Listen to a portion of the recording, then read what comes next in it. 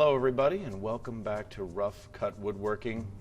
In this tutorial I'm going to show you how I went from this drawing that we did in the previous video, measuring out the kitchen, to this AutoCAD drawing and just the top view. We're going to focus on just making the first step, which is the top view, identifying where cabinets go, how big they are, how I determined that, and just the process. From the top view, later on, we're going to get the elevation views of what it's going to look like from the face. For this particular tutorial, I'm using AutoCAD. Any CAD program works great. You could even do this with a piece of graph paper and a pencil. So I just wanted to show where each line came from. Remember, of course, there are much more robust software packages that can do cabinetry much faster. This is just a very basic overview, as if you were drawing by hand. So I'll just come over here to the side and we can get started. First, take a look at your picture. First thing we're going to do is get the extremes, this wall to this wall, draw in how far, how big they are, accurately according to what I wrote. So this wall is 149.5, 64.5, 238. This wall doesn't matter. There's no cabinets here. We already know that, so I just drew it in so you could see the space, the room a little bit better. So we'll just start here and start drawing around. 64.5. Then we go vertical at 149.5. Then this direction, 238 inches. And this is a sliding glass door. Cabinets aren't going all the way down there, of course, but that at least tells me where the wall ends. 238. And then I'll put a little line there just to show that that comes out. And while it's not, I don't need this wall, I'm going to put it in. Let's just say that that's a 30-inch door, which should be about right. And then a wall that goes down the rest of the way. There. And that's fine. Now I at least have my kitchen opening. Next, there's a window right here. The window is 68.5 to this edge, and then the window opening itself is 66. So 68.5 and 66.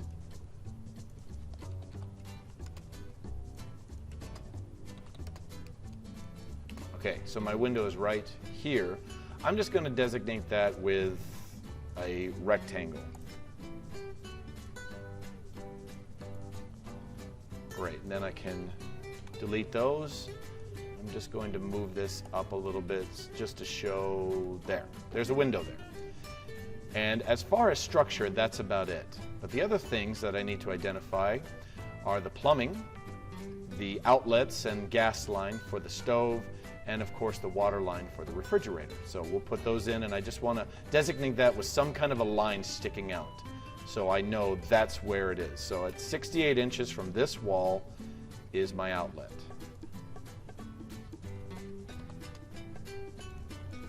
Great. The gas line is 56.5. There. So I'm just going to take that and just draw a line and another line and then erase those. So from this corner to this corner, the oven has to cover those two lines. So that way they're not buried in a cabinet. I need to be able to get to them to plug it in and to hook it up. All right, now we have some drain lines here. And at 86 inches, that's the front edge of this drain. This happens to be the drain line. Okay, next one. At the other end, we have our two water lines, and the edge of that is 107 inches to the other edge of that.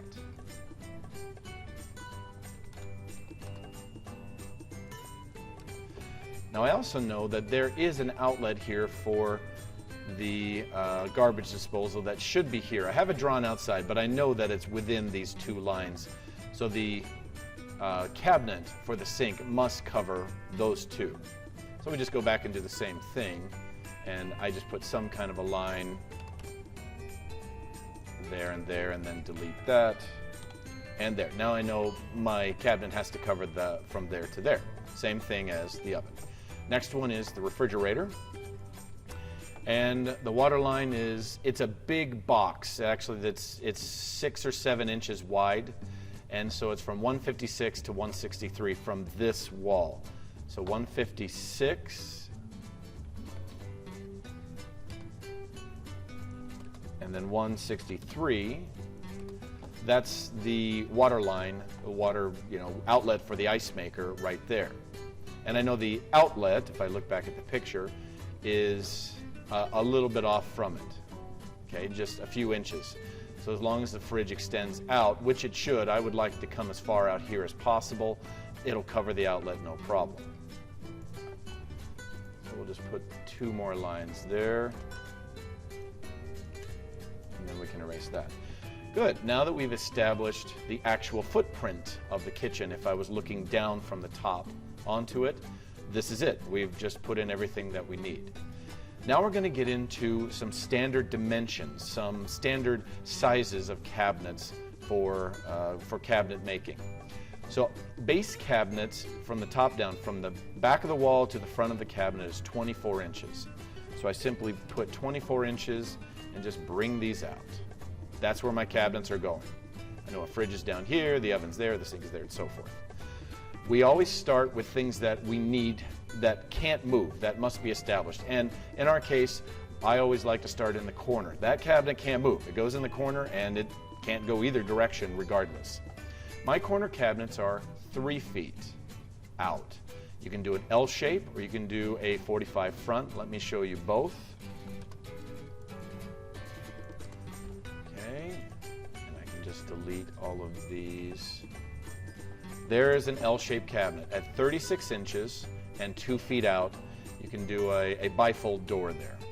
In this case, I decided to do a 45-degree cabinet. There's no reason for either one of them. It's totally up to you.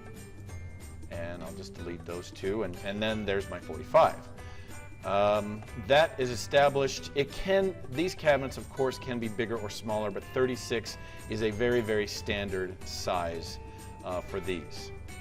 Now then, our next one is we have our sink cabinet, which we would really like to center on the window. So we grab the center of that window and draw a line. Sink cabinet widths can vary, but for a good sized sink, a double bin sink, if you will, you really should have a 36-inch cabinet. But those sink cabinets range from 30 to 36. And they can be bigger, they can be a little smaller. That's up to you. But for this, our standard is just 36. So I'm going to go 18 inches to the right and to the left, and that centers that cabinet. And then I'm just simply going to extend those lines. There we go. Extend those lines to the wall so you know that that cabinet goes to the wall. So now we have some space here, and over here. We just got to fill it up. Always next to the sink, or as close to it as you can get, should be your dishwasher. So I'm going to put the dishwasher on the left side of the sink. Standard size for dishwashers are 24 inches, left to right, there to there. Done. So now I have my sink, I have my dishwasher, and some cabinet, some space here that I need to fill with another cabinet box. So how big is that space? Just want to take a look. So 1 foot 11 and a half. That's kind of an odd size. So this is where we can fudge a little, if you will. I don't want to make a 1 foot 11 and a half inch wide cabinet. It's an odd size. I'd rather have a 2 foot cabinet. In this case, nudging this down to the right half an inch, that will make this 24, this is 24. This will be close enough to the center of the window that it's not going to make a difference. So I'm going to grab all 3 lines and move them down 0.5 inches. So I've just nudged them to the right a half an inch. So now we'll measure that. That's 2 feet. That stayed 2 feet. And we want to measure this cabinet. That is a 3 foot wide cabinet. And that's what I want. It's just there at the bottom. Great. So yes, it is a hair off of center, but it's not off enough to make a big difference and not to be a big problem. So those cabinets are now established. Now, generally speaking, I prefer to have cabinets that are the same widths if possible. It looks nicer. It isn't absolutely necessary, but it aesthetically looks pretty good. If we look at my original drawing, I put the dishwasher on the right side. It works both ways, as long as that's 24, and you can see I still have the 24-inch cabinets. So I'm going to put another 24-inch cabinet on this side and the fridge there.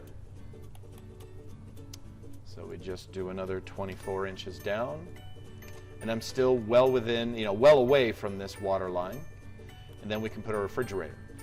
Now, from this point, I'm doing a refrigerator cabinet, which is like a pantry cabinet, if you will. In other words, it goes from the floor to the ceiling, or at least it goes from the floor to the top of the upper cabinets, which we haven't drawn yet. There's got to be some kind of a transition. I don't want to see the side of a cabinet. It has to be covered with a skin. This is a European style cabinet, and it doesn't have a finished side, so we're going to put one on. Those skins that I make are 3/4 of an inch thick. So I'm going to come out 0.75 and put in that simple transition. It's just a skin. So if I look at the elevation view, that's what it's going to look like. I need to encase this refrigerator with a skin, and then this cabinet bolts or screws into those sides. Also gives a place for this countertop to end. It just dies into that skin. All right, so we'll go back over here. Now, refrigerators standard are 36 inches wide. There are other measurements, but that is very standardized for new refrigerators. So I always make my opening 37 to give that just a little bit of room, so it's not so tight to squeeze into that opening. Then on the other side of the refrigerator, we have another skin, 3/4 of an inch, and there we go. I know my fridge outlet is about right here. There's my water line. Everything is covered. It looks great. And then we simply just trim that off, and there is that run of cabinets. Everything fits. I could have put the dishwasher here. I could have put it there. It works fine either way. Now we go to where the oven is. So let's take a look at how much space I have here. 9'5" and a half. So what I want to do is try to center this oven in this run of cabinets. Okay, so let's do that again. 9'5" and a half, I believe. 9'5" and a half. And you may need a calculator, that's fine. 9 times 12 is 108 inches, plus 5 and a half. So I have 113 and a half inches there. Okay? So you subtract 30, and I've got 83 and a half inches. So I've taken out the 30 inches for a standard oven. Ovens are 30 inches wide if they're freestanding with a cooktop, the oven's beneath them, 30 inches. So I've got to have a 30-inch opening. So I've got close to 84 inches there. So let's just see how this works out at 84 inches.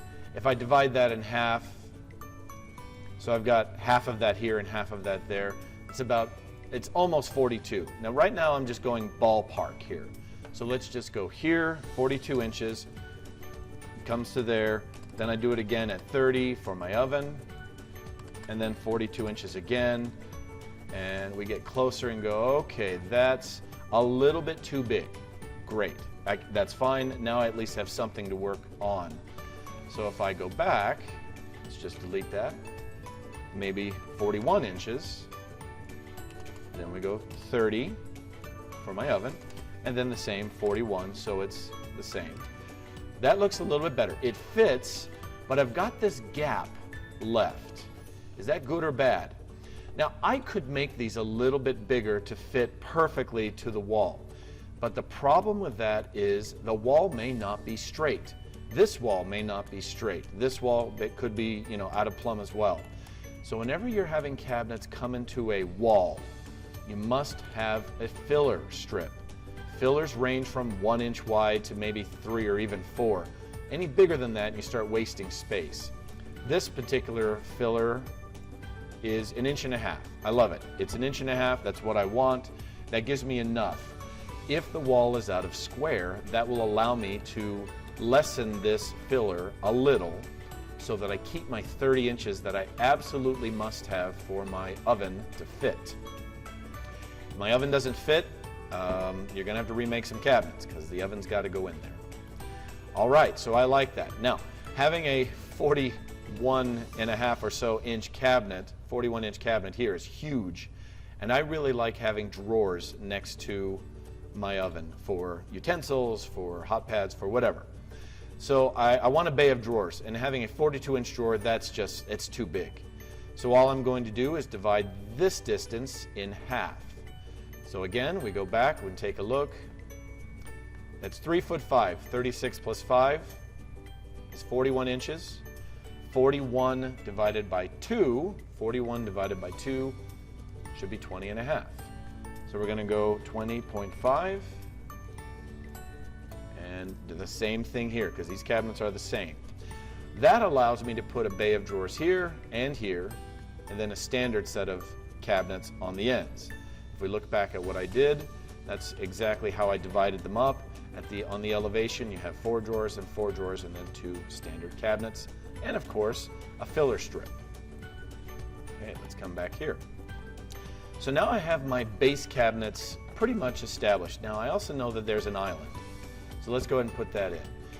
Most of the time, the distance from your lower cabinets to the front of the island for a comfortable walking space is around 40 inches. I wouldn't go less than 30. That starts getting awfully tight. 40 is pretty good. 2 people can pass without bumping into each other. You can open the dishwasher door and still walk around it, things like that. But we're still on my basic depth of cabinets. They're 24 inches deep, so I'm going to put that there. And then how far do you bring the island out is completely between you and the client. A lot of times I've seen it come even with the edge of the refrigerator, or sometimes you can bring it in to increase some walking, some flow from here to there. On my drawing, they asked that I cut it off after about 6 feet. And so this part stays open. I believe there's a dining room table that goes about there. So that's fine. I will just go out 6 feet or 72 inches and just bring that out, and then trim everything off.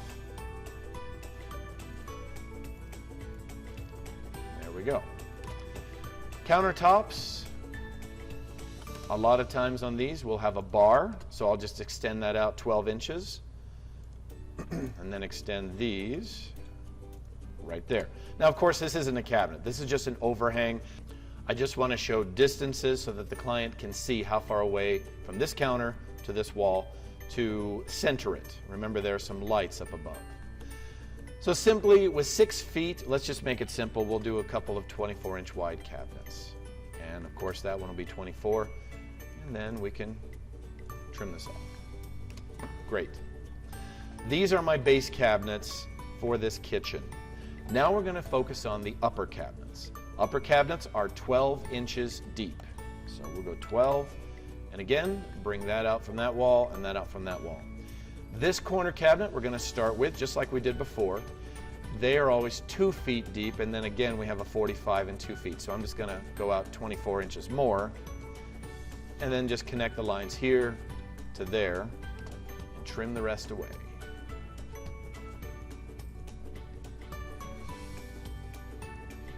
There we go. So there is my corner cabinet that is not changeable, not movable. Now we start looking at all these lines that are extended through my upper cabinets. I like to have the uppers match the lowers. The doors are the same, it looks better, but that is not my first priority. In this case, as I'm looking at my uppers, I've got a 12-inch wide cabinet here, and then a 24-inch wide cabinet here. I don't really like how that, I don't like having a small one next to a really big one. So we're going to trim this line out as if this cabinet is underneath this, which it is, and just make this into 2 evenly spaced cabinets. From the window, I like to come away from the window about 4 inches. So if I just put 4 here, that just makes this whole square bigger. Now I at least have a point that I can draw from that to there. And then I can trim out this and that one. And so I still have this line. I'll trim this out a little bit later. And of course I'll delete this square later on. But now I know I have a cabinet from here to there, and I can just draw a line from the center to there, and now I've got 2 evenly spaced cabinet. They're the same size cabinets. They don't match up exactly with the lowers, but that's okay. This, I prefer having two doors that are the same size. That will still look really good. Over here, as you can see, there is very little room. If I'm 4 inches away from this window, I've only got 5.5 inches. Not enough for a usable cabinet. How do you solve that? There's a couple things you could do. I could nudge this fridge down to the right a little bit, as long as I'm still covering my water line, to actually make a cabinet there, or simply leave it open. Let's just not put a cabinet there. That's fine. Either way works for me. If I was going to move it, I might as well show you. I'll just grab those lines right there, just those three. I wanted to leave that one there, and I can move this down. So I'm looking at the numbers underneath, and that's almost 10 inches. Let's just say 8. There, I just moved it down to 8 inches. And then we can put in my skin again, right there. So now I've got this line. What do I do with it? I think in this case, I'm just going to delete it and make this cabinet bigger. So how big did I just make that? 2'8". So it's a 32-inch cabinet. Not uncommon. That's not a bad size at all for a cabinet. I'll just do a 2-door cabinet with a drawer on the top. But that allows me to have more space for an upper cabinet. So let's go ahead and bring out that 4-inch that I needed. Grab that. Draw a line from there to there. And then delete that again. And now I've got a cabinet, a small one, right there. Let's see how big that ended up being. Okay, so 13.5 inches. While I don't tend to like 13.5, half-inch cabinets, that's fine. It's okay. It's not a big deal to me. The cabinet above the fridge is not 12 inches. I like the cabinets above the fridge to extend out to the front so you can actually reach it. They're up so high, it's more usable space. So I'm just going to delete this line and just leave it that way. That designates that this upper cabinet goes down here, across, and back again. It's a 2-foot deep cabinet as it shows here. So that's actually 2 feet deep. That's the other reason I need this skin. This one is 2 feet deep. This one's only 1 foot deep. Okay, so now we have that run of cabinets ready to go. Let me go ahead and trim that off again. Okay, good. When I come over here to these cabinets, I have to do the same thing. I've got all of these extension lines for the lower cabinets, and I need to decide which ones am I keeping? Am I, changing them like I did over here to match? So in this case, because I've got the same distance here and the same ones here, these two are the same distances, I want to keep those lines the same. However, I don't necessarily need 2 boxes on the uppers. I can simply remove this center line and do an upper cabinet with 2 doors, but 1 box. And then this cabinet above the oven is going to stay 30 inches. That's the exact size I need for a microwave to fit underneath. And we'll get into that more when I do elevations. This is the only cabinet, maybe a little bit strange. It's a smaller cabinet. That's okay. We have those all the time. We use them for spices and things like that. And it's a good place because it's close to the oven. So I'm just going to leave this small one the way it is and put these two so they're even. They're going to look even. So if I look back over here, these 2 doors are the same as those 2 doors. And then there's my spice cabinet right there. So this pretty much completes the cabinets. The next step that's going to help is just, of course, to put in dimensions. So we simply just start here and we're going to dimension things out. That's 2 feet.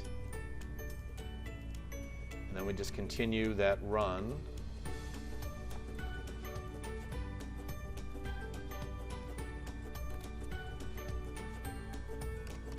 So I don't necessarily need the 3/4 inch. I don't need that 74 inch.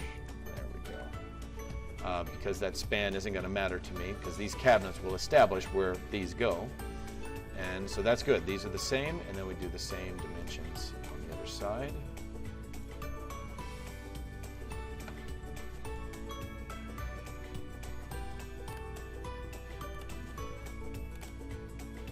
And then we also get our filler so we know how big that is.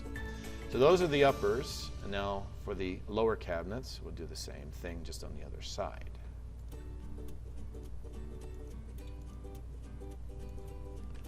So I don't need the oven just because I've got it designated over here.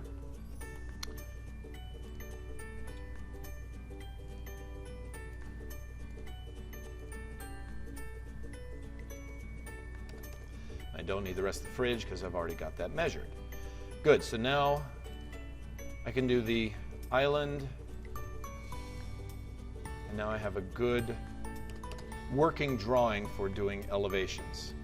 So this is now my drawing that I'm going to use to draw the elevations in the next video. Thank you very much for paying attention. This is just a simple overview of lines and standards of kitchen making.